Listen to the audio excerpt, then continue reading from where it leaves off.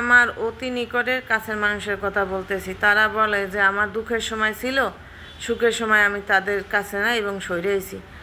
তাহলে তো আমি রাজরানী হয়েই থাকতাম, তাইলে আমি পরের আন্ডারে চাকরানি করি কে, চাকরানি আছি কে?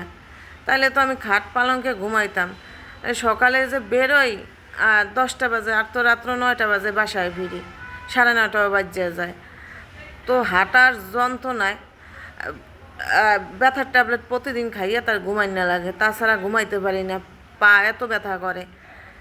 তো বলবো, হ্যাঁ আছে, আমার কয়েকজন কাছের মানুষ আছে, তারা সব সময়ের জন্য থাকবে ইনশাআল্লাহ।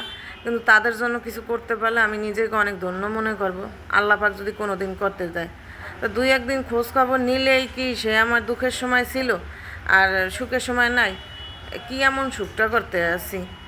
মানে এক একজনের কথা না বাড়াইতালে ভাল হয় না, এদের কাম ঝাঁটা দিয়ে বাইরে না। আমি একাল খুব সুখে আছি, হয়তো বা যোগাযোগ করি না, মনের কষ্ট করি না, এটা আপনাদের বোঝা উচিত যে আমি হয়তো বা আঘাত দিয়ে কোনো একটা কথা বলছি, এই কারণে আমি দূরে সরিয়ে গেছি। এত ভাব, এটি আমার ভালো লাগে না।